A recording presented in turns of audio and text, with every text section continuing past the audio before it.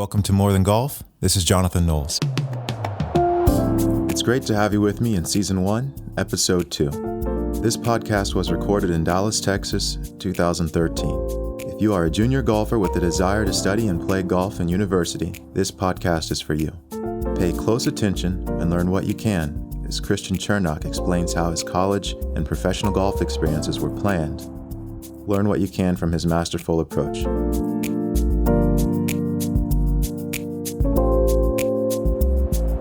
What does it mean to play college golf?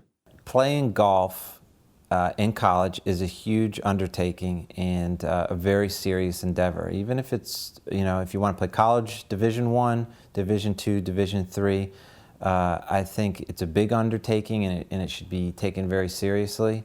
I always approached it with a sense of urgency. And when I was at SMU, those 4 years go by very fast. When I graduated, I got out and, played professional golf. And one of the things that helped me was that there's a sense of urgency. Yes, you have many years ahead of you as a golfer, but every single day I would get up and I would consider, how can I be a better golfer? And my days were 12-hour days, and if you included back exercises and stretching, my days went sometimes 14 hours, 16 hours. And people would say, well, you would get burnt out doing that. And my answer always is that just is what it takes. If you're trying to become a PGA professional, you're trying to become one of the top, arguably 150 people in the world at what you do. And it doesn't matter if you're becoming a doctor or lawyer, a teacher. If you're trying to become the absolute best, that type of dedication and work, it has to be done. And if you burn out in the process, that's something that you want to know as soon as possible. Not everybody can keep that kind of pace and remain happy doing it. And if you can't, you want to know that sooner than later. There was a funny story that happened to me in my very first college golf tournament as a senior, and it was the first tournament that Haney was my golf coach. He was the golf coach of the SMU golf team my senior year. Qualifying for the tournament, I think I qualified fourth. I was the only senior on the team and more or less the captain of the team, and didn't play particularly well coming up to the tournament, but when we got to the tournament, I had a good tournament, and I was leading going into the last round. I think I ended up finishing second. And on the plane ride home, Hank asked the assistant coach to come back and get me and pull me up to his seat. And so I went up there and I sat down with Hank, and Hank looked at me and he said, Christian, he said, how hard do you think you work? And it was a little bit of a trick question. I knew that he was asking the question because he didn't think I worked really hard. And I said, well, I think I could work harder. And he said, well, I think you can too, and I think you have a lot of ability, and it kind of warrants you working harder. And he said, would you be interested in working hard, kind of Hank Haney working hard style, for 30 days? He said, just try it. He said, just try it for 30 days, and it might not be for you. He said, working hard is not for everyone. And it's a skill that you build up over time. So it's not like a light switch. You just don't wake up one morning and say, I'm now a hard worker and I have work ethic. There's a way that you can build up that skill. And he said, I can help you. And if you're interested in trying it out for 30 days, why not? And I said, okay, Hank, sure, I'm in. And he kind of put together a stepped up protocol for my practice, for workouts. And with the help of David Estabrook and the sports psychologist, they really helped me with my time management to schedule things and feel like I still had enough personal time. And it was a big shift for me. It was just even interesting the way Hank asked me. He asked it like I have a choice. Do you want to, or you don't have to? And it's not for everybody.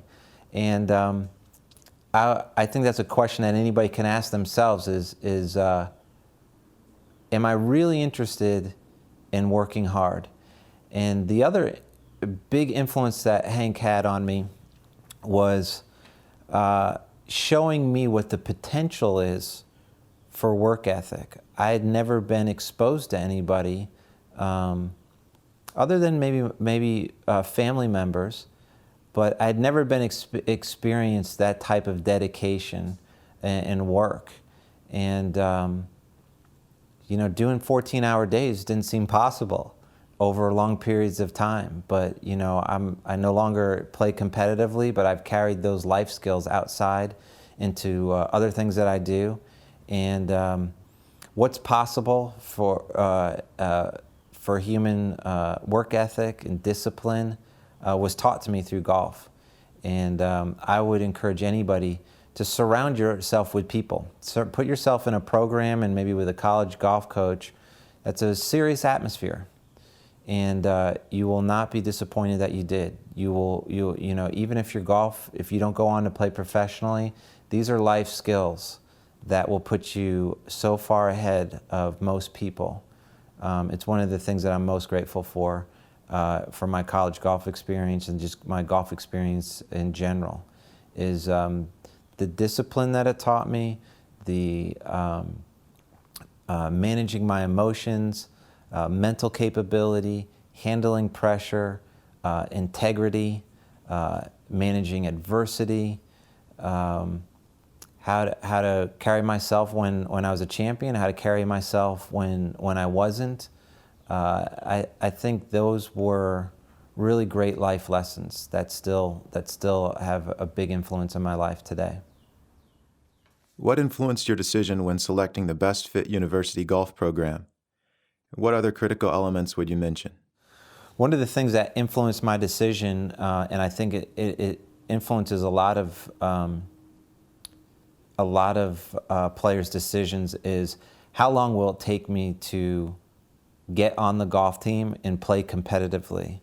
There was, at the time when I was going through college golf, the best team was Arizona State, Arizona, University of Oklahoma, and I had dialogues with those schools and those golf coaches and had considered going there. But I thought it was probably going to be maybe 1, 2, if not 3 years before I made the golf team there. And one of the choices that I made was that I was wanting to play sooner. I wanted to play at my freshman year, if not then at least at my sophomore year. And I thought SMU, which was a top 20 ranked school at the time, I thought I had a chance to do that. And when I went there, I did. I made the first golf tournament, played every tournament as a freshman. And in retrospect, that was a great decision for me. I felt like I got a lot of tournament experience very early on. It helped me in the summer when I went to play amateur tournaments. So that is something to consider. On the flip side of that, there is a lot to be respected about the powerhouse golf schools. They're that good for a reason. They're great coaches there. It's a great competitive atmosphere.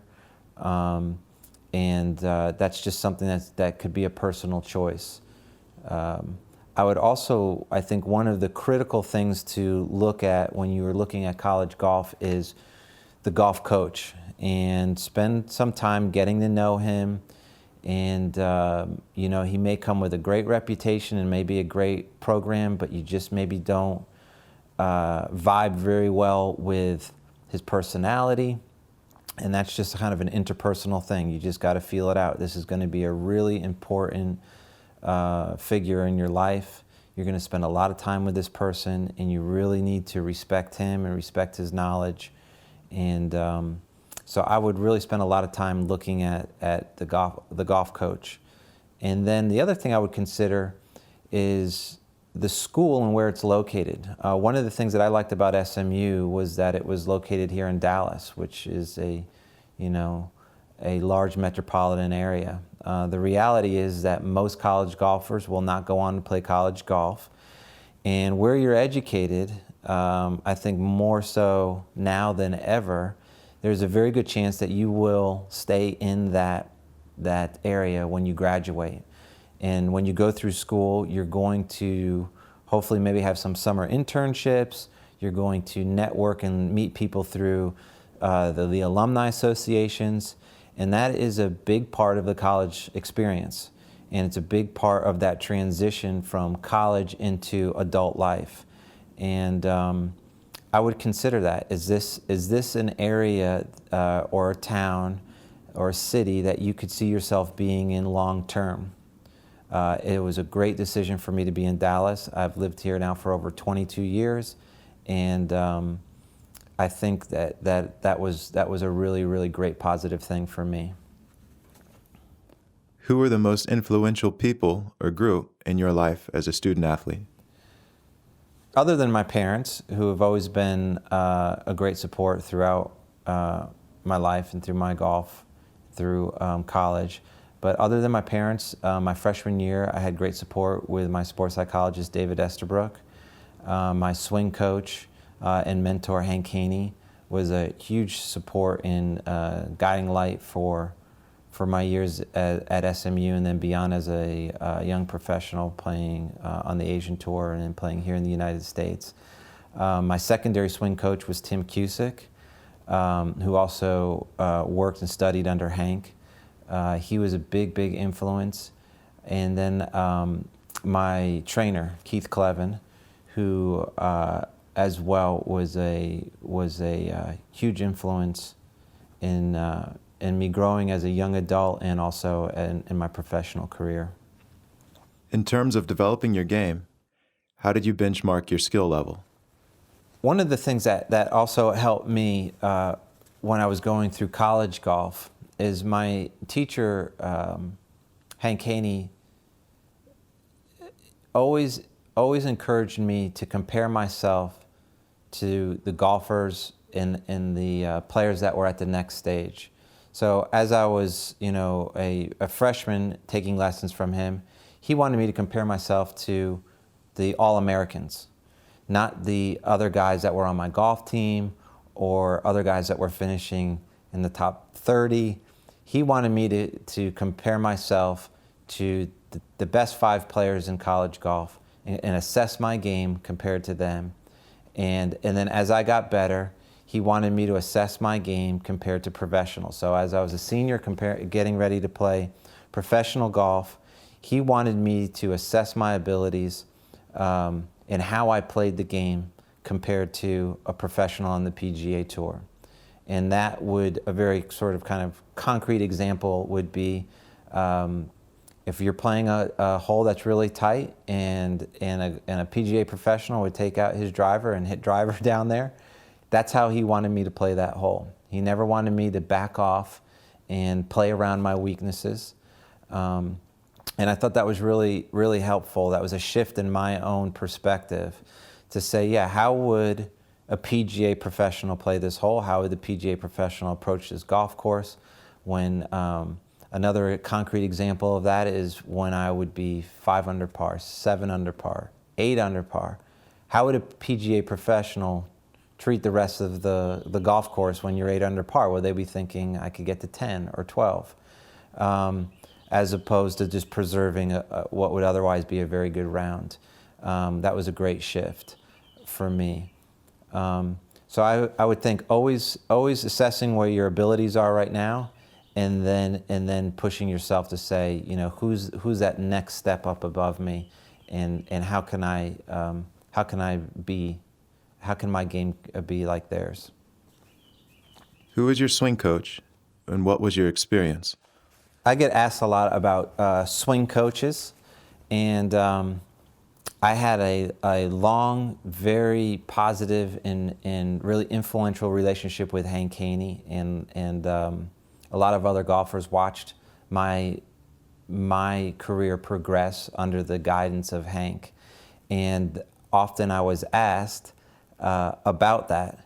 And when you're researching a swing coach, there's a couple really important things that I would recommend.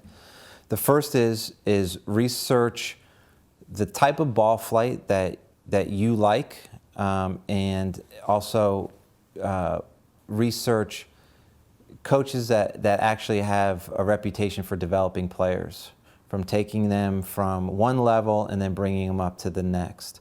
That was one of the things that really influenced my decision to work with Hank. I liked the type of ball flight that he taught. And then once I did my research, and I looked at other swing coaches to work with, and once I did my research and I made my choice, I made a commitment to say I'm going to give this a year and a half, and I'm going to completely give myself over to this coach. And I think a year would be the minimum, and maybe 2 years could be the maximum. But I thought a year and a half to completely dedicate myself to this person's method, and I wasn't going to seek other advice on my golf swing. I wasn't going to interject my own thoughts, because I felt like every time I did that, it got in the way of this person's vision for taking my golf swing and my golf game from A to B to C to D and beyond. And I found that I watched golfers jump around from different golf coaches over a period of 5 years, 10 years, beyond that. And at the end of that time, they really didn't have a better, more structurally sound golf swing than they did 10 years ago. And one of the things Hank always taught me, he said, you're just trying to do this. He said, you're just trying to get a little bit better over time. He said, you don't have to have, really dramatic improvement. And what I noticed is other golfers would go take lessons and they'd have that. They'd be hitting the ball amazing. And then 3 months later it would drop off. And then they'd be hitting the ball amazing because they got another quick tip and a quick fix. And they just kind of did this over time. And time went by and they just really didn't build a better golf swing. And that was one of the things that Hank taught me, and it turned out to be true. I felt like I progressed slowly over time because I was just slowly building a more structurally sound golf swing. And the other thing is, don't ever forget that you chose them. They didn't choose you. Nobody forced you to work with this person. I would always listen to, on the driving range, people complain about their teachers. And I never understood that, and I never thought that their criticisms were justified. Your teacher's always trying harder, as hard as you, hopefully, if not harder, to make you a better golfer.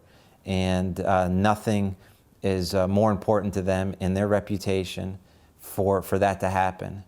And so if you're not hitting the golf ball well, you just stay patient. And then after that year or that year and a half, if you don't feel like you've improved as a golfer, you just walk away and you say, you know what, I'm gonna go try with someone else. And that's something that I think is really important, is really committing to that teacher, committing to his vision, even if it's just for a period of time. It doesn't have to be always. But every time you interject your idea, or you have a friend give you a tip, or another instructor, or maybe a parent, that gets in the way of that person's vision if what they're telling you is not congruent with what your teacher's telling you. What was the advantage of having Hank Haney as your university golf coach? And I think it's a benefit in golf. If working with teachers that have had exposure to the PGA Tour is a really great thing, because they're just in a different mindset all the way around. I mean, they know the swing in a different way, but they also know what it takes to get to that level.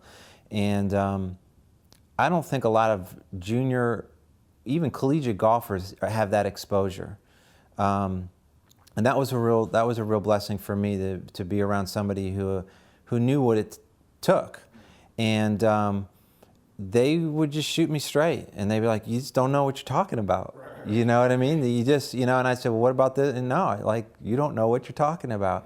And I was lucky, when I was exposed, really started working with Hank Haney. It was my senior year, and he became our golf coach of the SMU team. And before that, I just worked with him outside of the golf team. And he actually became officially our coach. And I was just old enough and mature enough, kind of had my ego out of the way just enough to realize I have everything to gain from this relationship. And he has nothing, not that much to gain. He doesn't need me, I need him. And a lot of times the message was real direct, and it cut through a lot of my BS. And I just, sometimes it stung a little bit. But it really, in retrospect, it was great. And it was really kind of that transition where he was taking me from a boy to a man. And, I think, the other thing to consider is for the parents, you're about to send, your loved one off to college, right. And that golf team is the fraternity and is the culture that your child's going to be around. And that golf coach is going to take on a mentor figure. Right. And you really want to do your research. Right. And you really want to know that's going to be a good fit.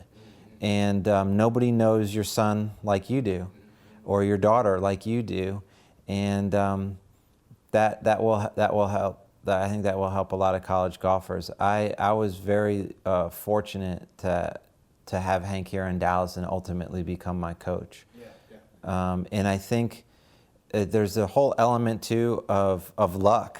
Right. There's an element of luck. Had I not had found a mentor, maybe it would have been somebody else, but maybe not. What was your process when preparing for competition, and how did you set your goals? The other thing I like to do in that last few days is to set some tournament goals for myself. If I've never finished in the top 20, I'd like to have that as a goal. And if I haven't finished in the top 10, I maybe have that as a goal. You might have a goal for shooting your lowest tournament score ever, or for having your most subpar rounds in a golf tournament. But I think it's always good to kind of have a couple kind of midterm goals set for yourself. And then the day of the tournament and the night before, I'm really focusing on making sure that I have enough sleep, I've been putting the proper food in my body. The technique and all of the practicing is happened already. It's time to kind of let go.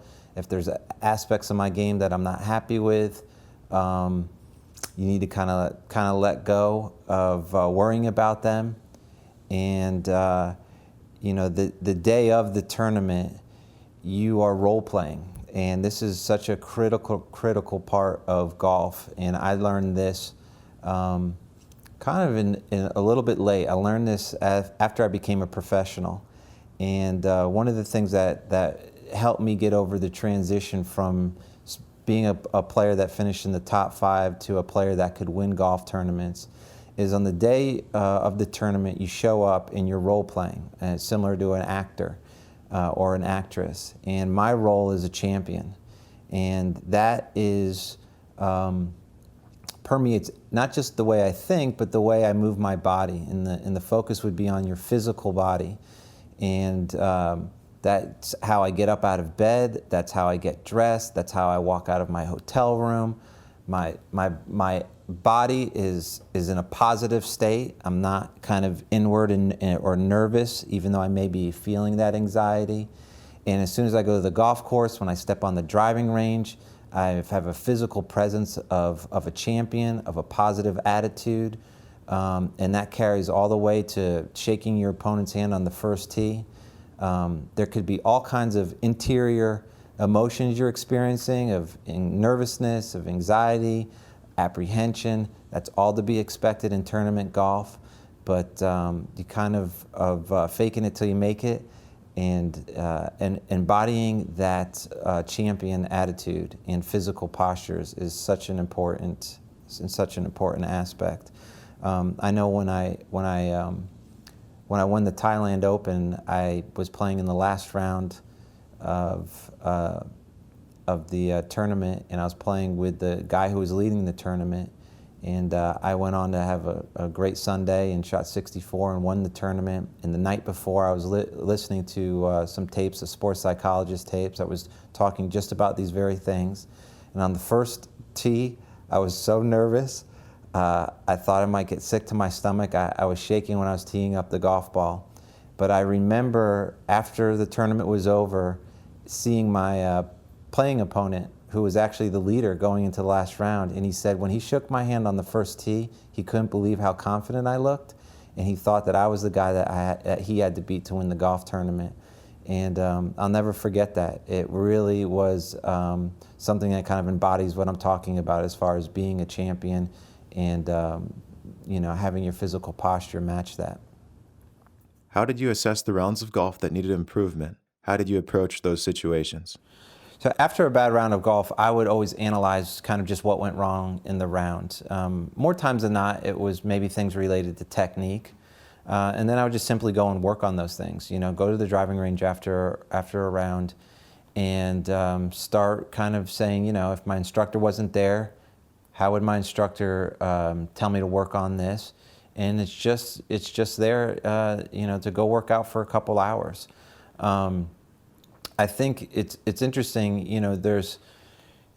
when you assess what went wrong in a round, you also have to consider that maybe there's personal things going on. And those need to be given proper consideration. And often it's not just a matter of going to the driving range and pounding more golf balls. Maybe you're a little bit burnt out, maybe you're a little fatigued, maybe there's some personal things going on. And sometimes getting away from the golf course is a better solution than staying there and practicing. And I think that is something that is very nuanced and is very personal. And what I think would be what was useful for me is to keep a golf journal over time and to just kind of note, what I did the night before around, what I ate, what kind of sleep did I get, maybe some things that were going on personally, and then look at how I played the next day. And then over time, I think by keeping a journal, you see patterns. And it's always very easy to explain a one-off circumstance, a good round, a bad round. But over time, you'll start to see patterns, and the patterns are what you look for. So golf journal is another great way to do that, or just having somebody to dialogue about your round. If your teacher's willing to do it, maybe you can check in with him once a week on a tournament week. If you have a parent that you can talk about about your golf and your round, that's a great sounding board and person to have in your life. What was the most important step you took to prepare for university golf? I think the most important thing that I did when I was preparing for college golf was to play on a national level. I played on the American Junior Golf Association tour starting when I was in about 9th, 10th grade. And prior to that, I just played in state, in regional tournaments. I always tried to play in the biggest tournament that had the best players as soon as possible. And just always try to get to that next level. Playing well locally allowed me to play in bigger tournaments regionally. Once I had success there, I was accepted into American Junior Golf Association tournaments and other national amateur events. And that's really where you're going to get your exposure to college golf coaches, and you're going to get the best competition. And it's really the best opportunity for a golfer to size up where they stand with other golfers their age. What is something every junior golfer should consider when pursuing a college golf scholarship? You're looking at the barriers to entry, and one of the barriers to entry is in college golf, it takes money. It's expensive to travel, it's expensive to get national exposure, it's flights, it's hotel rooms. So that's something that needs to be accounted for and planned for. And if there's financial limitations in place, they're not insurmountable, but you need to consider it sooner than later. And putting together a travel budget for a year, whether you need to go raise money through sponsorships or any way you can if you don't have the backing of your family. But that is how most players do it. They do it with the support of their family. And there's a lot of players that don't have that opportunity. And so there's a lot that needs to be considered, and even more so too when you get to the amateur level, because there's a full circuit. There's a 2.5 month, 3 month circuit in the summer, and you play like you're a professional. You're 3-4 weeks on, and you maybe a week off, and so that's something that needs to be considered too. What was the greatest part of your university golf experience? The greatest thing for me was I was around a real dynamic teacher, a whole team really, with Keith Clevin and Tim Cusick and Hank Haney and Steve Johnson. if you can put yourself around dynamic people, you're inevitably going to have a great experience. And that's really what you're trying to create in college golf is I just want to have a great experience that prepares me for being a young adult in the world. And, if golf can be your vehicle, what an amazing thing. And if that's your vehicle to college and then have that experience, I mean, golf's great. You travel. It's a year-round sport. And there's so many amazing things that it prepares for the real world around discipline and work ethic. So I would encourage anybody. And if you can't make it happen at Division I, Division II provides you the same thing. Division III provides you the same thing. Thank you for listening. Please check back soon for the next episode.